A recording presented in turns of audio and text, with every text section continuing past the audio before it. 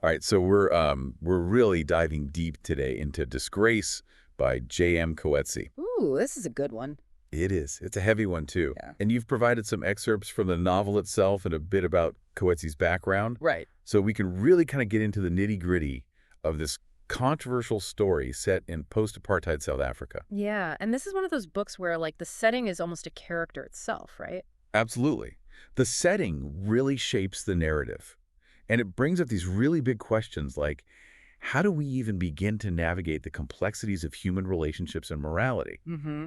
when, like, society itself is going through this massive transformation, this, like, reckoning with its past? And how do we confront, like, our own flaws, right, as individuals and maybe even as a nation? Exactly. Yeah. What does it even mean to find redemption in a world that's been so fractured by injustice? Yeah, these are some of the biggies we'll be kind of grappling with today. Yeah, so I'm kind of curious about Coetzee himself. Like, he was born before the end of apartheid, right? So how does he approach these themes of race and morality and redemption in a nation that's undergoing such a profound, like, metamorphosis? Well, that's what's so fascinating about Coetzee. Despite being born before the end of apartheid, he somehow manages to craft this narrative that just dives headfirst into these issues. Yeah. And he does it with this, like, brutal honesty, you know? Yeah. He doesn't shy away from the ugliness or the complexity. It's like he's holding up a mirror to South African society and forcing us to confront these uncomfortable truths. And we first meet David Lurie, this 52-year-old divorced professor, Right.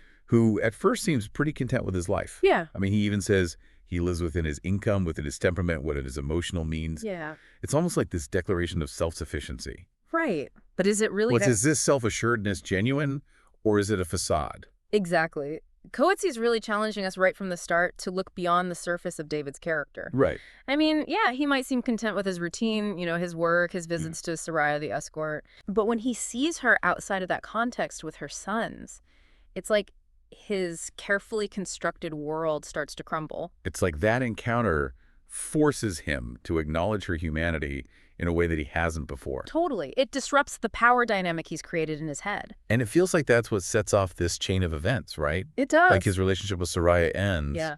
And then he becomes involved with Melanie Isaacs, a student in his romantic poetry class. Oh, yeah, that's a big one. It's a huge breach of ethical boundaries. Yeah. And Coetzee uses these incredibly specific details. Right. Like how David actually uses poetry to try and seduce Melanie. Ugh, so creepy. I know, it's so cringy. But it really highlights those power dynamics at play. It's not even subtle. No, he's the professor. She's the student. There's this inherent imbalance there. And Coetzee isn't just telling us about the power dynamics, he's like weaving them into the very fabric of the story. Right. This isn't just an affair, it's an abuse of power, you know? And it forces us to examine how societal structures and these positions of authority can be manipulated. And how do we define consent in these situations? Yes, exactly. It makes us ask all these uncomfortable questions about exploitation. And of course, this leads to David's disgrace. Right, his doubt. Who's forced to resign from the university, but his initial reaction is so strange. Yeah, it is. It's almost detached, like he's observing it from a distance.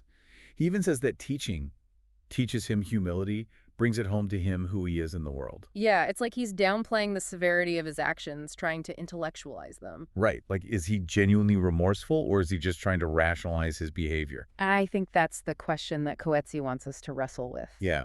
So seeking a change of scenery, David retreats to his daughter Lucy's smallholding in the Eastern Cape.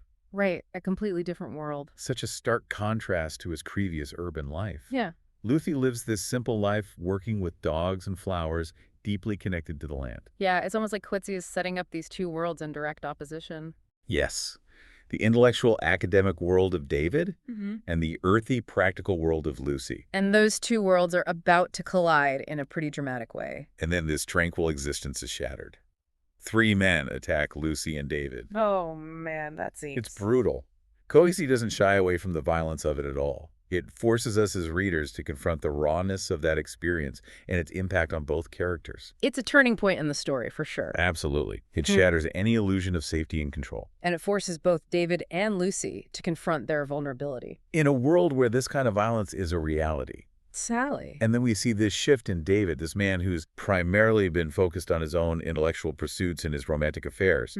He finds solace in this unexpected place, caring for Katie, an abandoned dog. It's like a glimmer of humanity in the midst of all this darkness. Yeah, it's this act of compassion amidst such brutality. It speaks volumes about his internal struggle, like he's searching for redemption through this connection with a creature who's also a victim of violence. Right, but can he extend that compassion to his own daughter? That's where things get really complicated. Lucy decides not to report the rape to the police. I know. It's a decision that a lot of readers struggle with. It baffled David completely. She tells him, "This has nothing to do with you, David. Yeah. You want to know why I have not laid a particular charge with the police? It is my business, mine alone." Such a powerful statement. It highlights this chasm between their worldviews. Totally. David, with his belief in justice and accountability, can't fathom Lucy's acceptance, And her reasons are never fully explained. which makes it even more unsettling for the reader. It forces us to confront the limitations of our own notions of justice. Right, like, is there a single right way to respond to trauma? And can healing occur outside the framework of legal systems? Coetzee doesn't offer any easy answers. No, he leaves us grappling with these questions alongside his characters. And then to make matters even worse, I know. Pollock's one of the attackers. Shows up on the farm. It's like a constant reminder of the attack. It is. And David's attempts to confront him, to get him arrested, they all prove futile. It's like he's hitting a wall. He is. And then we discover Lucy is pregnant as a result of the rape. Oh gosh, that just adds another layer of complexity. It does. It complicates their already strained relationship, Yeah, Coetzee is really pushing these characters to their limits. forcing them to confront these uncomfortable truths about themselves and the society they inhabit. And this is just the beginning. I know. Feels like we're just scratching the surface of the story. We are. There's so much more to unpack. So much more. So David's left wrestling with his own feelings of helplessness and anger while trying to understand Lucy's choices. And this leads us to the next stage of his journey. His search for meaning in a world that's been turned upside down. Exactly. Yeah, so we left David, struggling with Lucy's decisions, and Pollock's just kind of hanging around the farm. It's like he's lost all control, right? Totally. Yeah. He's powerless in a world that no longer makes sense to him. And then he finds this unlikely refuge in Bev Shaw's animal clinic. Yeah, that's a weird one, right? It's such a shift from his former life as a professor. Talk about a career change. I know. But he seems drawn to that kind of raw, practical work, It's like he's trying to escape from all the intellectualizing and just get his hands dirty. Maybe reconnect with something more basic. And this is where Coetzee really shines. I agree. The animal clinic becomes this symbolic space. More than just a setting. Yeah, exactly. It's where David confronts his own mortality, the fragility of life. And there's this strange dynamic between him and Bev Shaw. She's a bit of an enigma, right? She is definitely unconventional. To say the least. But David's drawn to her strength and independence. Qualities that are so different from the women he's been involved with in the past. Right, he's just experienced this huge fall from grace. Oh. Lost his status, his sense of self-worth. And Bev, in her own way, offers him a kind of acceptance that he's not finding anywhere else. But then his search for meaning takes this darker turn. Oh. When he tries to reconnect with Melanie's family. Oh, yeah. That scene is tense. So tense. Yeah. Especially with her father, Mr. Isaacs. It's like the power dynamic has completely flipped. It has. David's not in control anymore. He's seeking atonement, and they hold the power to grant it or withhold it. And Coetzee uses the setting of Melanie's family home to really underscore that unease. Yeah, it's almost claustrophobic. It is. Like, David's trapped in this situation with no escape. And on top of all that, his creative endeavors are falling apart. The opera. The Byron opera.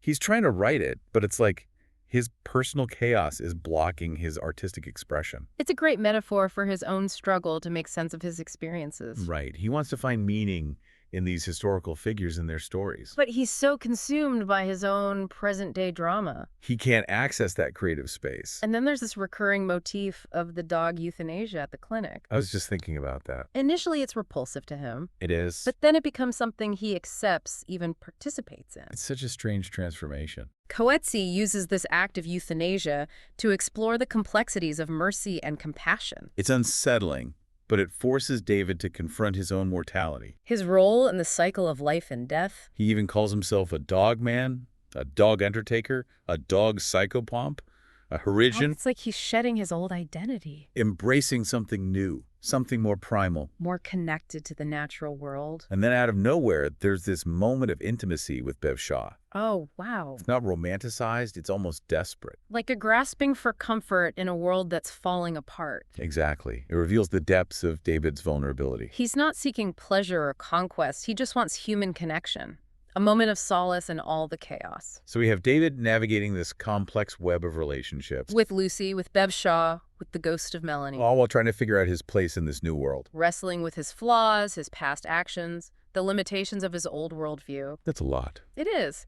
And it begs the question, will David cling to those old notions of justice and control? Or will he find a way to accept the reality of his situation? And forge a new path forward. We left David at kind of a crossroads, right? Trying to understand Lucy's choices, but still clinging to his desire for control. And that desire for control really clashes with the reality around him, especially when it comes to the attack on Lucy. It does.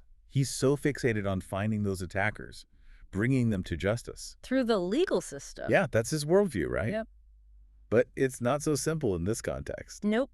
And Coetzee really drives that point home through Petrus. When David confronts him about it, hoping to get his help. But Petrus is like, it is bad, but it is finish. He doesn't see the point in dwelling on the past. Especially in a society where violence is often met with silence. It's such a stark contrast. David's idealistic pursuit of justice versus Petrus's pragmatic acceptance. And it highlights the limitations of David's worldview. Yeah, the systems that he's always relied on, the ones that uphold his sense of right and wrong. They don't work the same way here. And then there's that whole thing with his stolen car. Oh my gosh, yes. It gets recovered by the police. But it's not even his car. It's a Corolla, not his Mercedes. It's almost comical. It is. It's like this bureaucratic blunder that just underscores the absurdity of his pursuit of justice through these official channels. Like the universe is mocking him. A little bit, yeah. And at the same time, he's becoming increasingly aware of his own aging and his declining relevance. That encounter with Elaine Winter at the supermarket. That was rough. She wants nothing to do with him. Nope.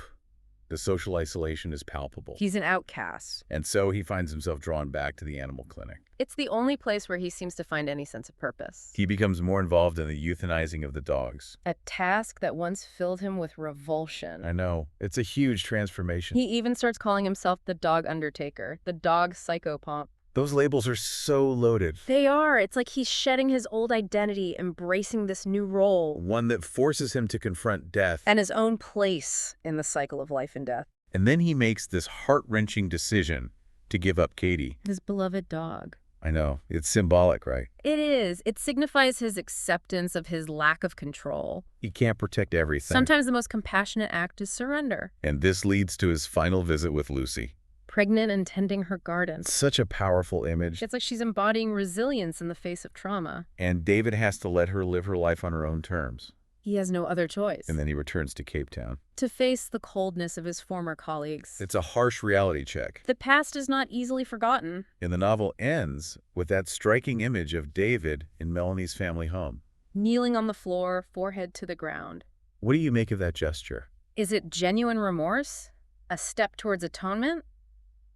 Or just a desperate attempt to appease those he's wronged? Coetzee leaves us with that ambiguity, doesn't he? He does. He doesn't offer any easy answers. Disgrace is a novel that stays with you. It challenges our notions of justice, morality, human connection. It forces us to confront uncomfortable truths. About ourselves and the world we live in. I encourage everyone to pick up the book and really delve into these questions. It's a challenging read. But it's so worth it.